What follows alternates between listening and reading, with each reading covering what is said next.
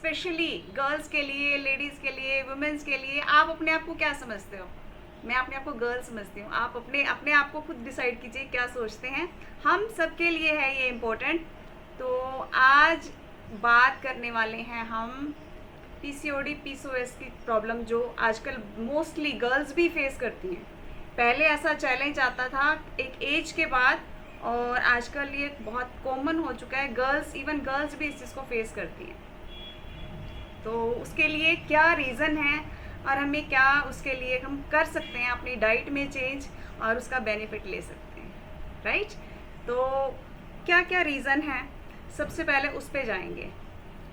PCOD और PCOS का सबसे मेन रीज़न रहता है हमारा हार्मोनल इम्बैलेंस।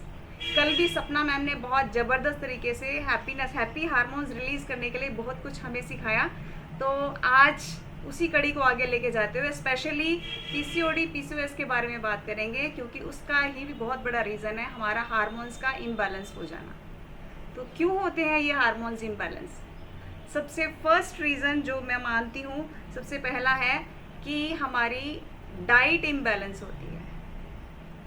हमारे खाने में जो चीज़ें जिस पोर्शन में होने चाहिए वहाँ पे अगर हम गड़बड़ी कर देते हैं तो हार्मोन्स इम्बैलेंस होता है। मैं एक छोटा सा इसके लिए एग्जांपल दूंगी। हम सब्जी बनाते हैं, उसमें नमक का जो रेशो है, जितनी मिर्च चाहिए, जितना मसाला चाहिए, जितना घी जाना चाहिए या ऑयल जाना चाहिए, वहाँ हम कहीं भी गड़बड़ी करते हैं। फॉर एग्जांपल ऑयल ही हमने बहुत एक्स्ट्रा डाल दिया तो क्या सब्जी का टेस्ट आएगा? नहीं। नमक कम डाल दिया तो क्या सब्जी का वो टेस्ट बनेगा? नहीं। ज़्यादा डाल दिया तो अच्छी सी डांट पड़ने वाली है उस दिन तो घर पे कि आज क्या कर दिया आपने सब्जी बनाते हुए, राइट? तो वही हार्मोन्स इम्बैलेंस होने में एक बहुत बड़ा रीज़न है हमारे फूड में गड़बड़ी। हम 3 मैक्रो न्यूट्रिएंट्स की मोस्टली हम लोग बात करते हैं, उसके अलावा माइक्रो न्यूट्रिएंट्स भी इसमें बहुत बड़ा रोल प्ले करते हैं हमारे हार्मोन्स को बैलेंस करने में।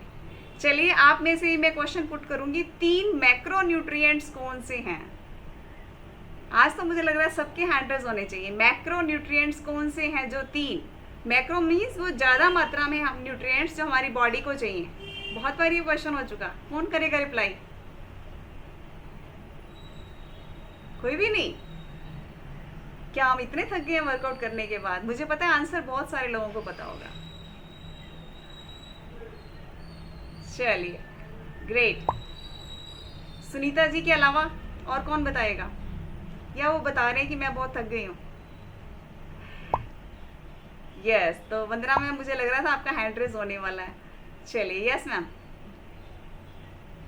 Good evening ma'am. Good evening. सबसे पहले तो है madam carbs, carbohydrate, yes. Protein और वसा भी वसा गुड यानी वाली, fat. Good fat. Okay great. तो हाँ जी। सुमन जी आपका रिप्लाई क्या है? Multivitamin, same. Protein, protein yes. और कैल्शियम प्रोटीन, कार्बोहाइड्रेट और या फैट, कैल्शियम। है ना?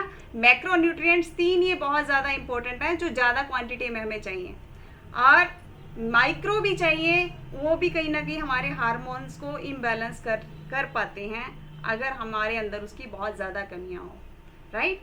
तो ये तीनों एटलीस्ट कम से कम ये तो हम प्रॉपर रेशो में लें, और उसके लिए हमारे कोचेज़ हमारी हेल्प करने वाले हैं। और सबसे ज़्यादा हार्मोन्स इम्बैलेंस होने के इन तीनों में से मेन रीज़न मैं मानती हूँ फैट का। क्योंकि हम फैट लॉस करते हुए, वेट लॉस करते हुए हम क्या करते हैं, सबसे पहले फैट को कट लगा देते हैं। और वो फैट को कट लगाने से क्या होता है, हमें हर चीज़ ड्राई ड्राई नज़र आती है, खाने में मज़ा नहीं आता। तो वो चीज़ बॉडी पे उतना असर भी नहीं करती। अच्छे से अच्छा खाना भी खा लें बिना फैट के, कम फैट के, राइट, और बिल्कुल ड्राई खाना खाएं, उबला हुआ खाना खाएं कई दिन, तो कैसा फील करेंगे हम? नहीं अच्छा फील करेंगे ना। तो फैट की क्वांटिटी भी चाहिए। कौन से वाला फैट चाहिए, ये ज़्यादा इम्पोर्टेंट है। फैट के नाम पर हम कहीं तला हुआ खाना तो नहीं खा रहे भी, ठीक है घी तो उससे भी मिल रहा है, तेल तो उससे भी मिल रहा है, लेकिन वो तला हुआ तो नहीं, कहीं प्रोसेस्ड फूड तो नहीं है। फैट तो जो है हमारे जो बेकरी आइटम्स हैं उसमें भी डाला होता है, लेकिन वो क्या होता है, प्रोसेस्ड होता है, राइट? तो फैट कौन सी क्वालिटी का होना चाहिए बहुत ज़्यादा इंपॉर्टेंट है। तो उस फैट को कवर करने मैं साथ साथ रीज़न भी बताऊंगी और उसके सॉल्यूशन भी साथ साथ बताऊंगी आपको, राइट। तो फैट कौन से होने चाहिए, ओमेगा 3 बेस्ड होने चाहिए मोस्टली। उसके लिए घर से हम क्या ले सकते हैं, फ्लैक्स सीड्स ले सकते हैं, सीड्स किसी सनफ्लावर सीड्स हैं, इस तरह के सीड्स यूज़ कर सकते हैं, पम्पकिन सीड्स हैं यूज़ कर सकते हैं। बादाम बहुत अच्छा सोर्स है, लेकिन भिगोने के बाद उसको प्रॉपर एक्टिवेट होता है तभी वो बॉडी पे अच्छे से असर करता है। और एक ट्रांस फैट को तो बिल्कुल क्रॉस करना है। Hydrogenated oil, refined oil, mostly घरों में रिफाइंड ऑयल आज भी कई जगह यूज़ होता है, तो वो एक जो है हमारे लिए जहर के बराबर है अगर हम रिफाइंड ऑयल यूज़ कर रहे हैं, राइट। तो नेक्स्ट इसमें हम क्या और यूज़ कर सकते हैं, वॉलनट्स यूज़ कर सकते हैं, गर्मियों में है तो भिगो के खाएं उसको।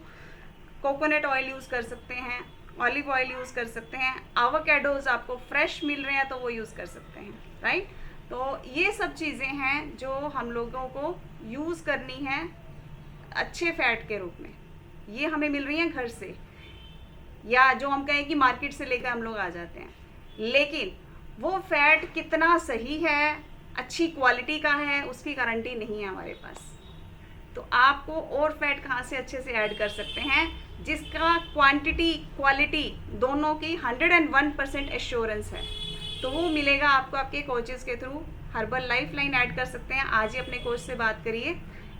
वो फैट का कंप्लीट होना भी ज़रूरी है आपकी डाइट में, ताकि आपका हार्मोन्स इम्बैलेंस का ये चैलेंज ना आए।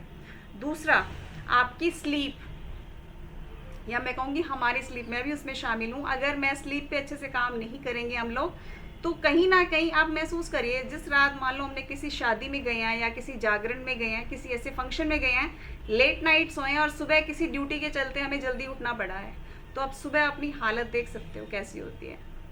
नींद हावी होती है, काम करने का मन नहीं होता, मतलब एनर्जी ही नहीं होती बॉडी के अंदर। सेम यही अगर हमारी नींद पूरी नहीं हो रही है तो हार्मोन्स का बिगड़ना जायज़ है, वो बिगड़ेंगे ही। बॉडी को आप प्रॉपर टाइम पे हम लोग रेस्ट नहीं देंगे तो, राइट। तो हमने अपने स्लीप पे काम करना है, सोने का और उठने का टाइम फिक्स करना है। कभी रेयर 2-4 महीने में एक बार चलता है, लेकिन हमारा फिक्स होना चाहिए, राइट। नेक्स्ट है एक्सरसाइज, हार्मोन्स को बैलेंस करने में बहुत हेल्प करता है।